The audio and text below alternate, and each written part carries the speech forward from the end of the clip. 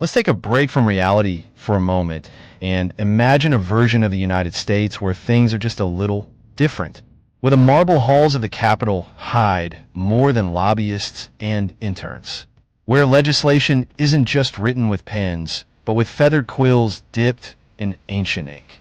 What if the U.S. Senate, the so-called heart of American democracy, was actually a secret society of vampires? Sound wild, right? But hear me out. Imagine 100 of the most powerful figures in the country, dressed not just in tailored suits, but in midnight black cloaks beneath them, arguing passionately about healthcare policy while sipping synthetic blood from ethically sourced chalices. Forget party lines. In this version of the Senate, the only thing that matters is your blood type. Red or blue, doesn't matter. They all bleed the same, metaphorically, of course. It all began, allegedly, in the late 1700s, as George Washington was out chopping cherry trees and founding stuff. There was another gentleman, less publicized, more nocturnal, Senator Thaddeus Nightshade. Not in your history books, but definitely in the margins of some ancient parchment deep in the Library of Congress. Thaddeus came to the New World not for liberty or taxation debates, but to escape European vampire drama. You know, the usual torches, pitchforks, angry villagers. Thaddeus found America delightfully chaotic. People were distracted with independence, taxation, and powdered wigs. Nobody paid attention to a guy who never blinked and only showed up to meetings after sunset. He helped draft secret amendments to the Constitution.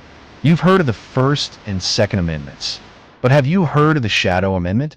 No, that's exactly how they like it. Over time, the Vampire Senate grew. Carefully, quietly. They didn't want chaos. They wanted control. They mastered the art of slow bureaucracy. After all, who else would willingly sit through a 13-hour debate about parking lot zoning laws? Vampires, with infinite time on their hands and a deep appreciation for the dull.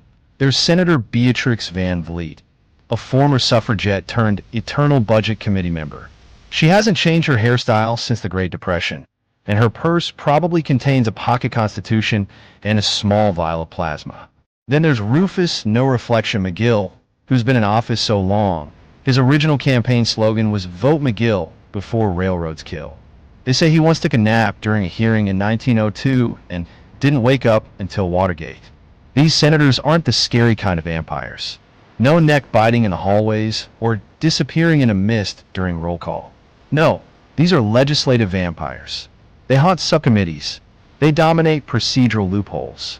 Their idea of a good time is a bipartisan retreat with no garlic in the buffet. Some prefer bat form when traveling. Others just use private jets. Depends on the budget. Their weaknesses are also hilariously mundane. Direct sunlight? Unflattering. Garlic? Bad breath. Holy water? Only if it's served in a biodegradable cup. But their true enemy? Term limits. Nothing gives them the chills like a reformer who actually wants to leave office after one term. That's just suspicious. And not all senators are born vampires. Some are recruited, usually during freshman orientation, right after the seminar on ethics, and just before the tour of the underground crypt/coffee bar. Others are simply groomed. Ambitious interns turned legislative aides who one day look in the mirror and notice nothing looking back. What's the Senate like behind closed doors? Picture it. Long mahogany tables, dim candlelight, ancient maps of gerrymandered territories etched into stone. There's a special seating chart that hasn't changed since 1812. The snack room? Stocked with rare steaks and eternal fruit punch. Every Tuesday, they hold a ritual, which is basically just a very intense game of parliamentary chess followed by a nap in oxygen-enriched sleeping pods. The only real scandal?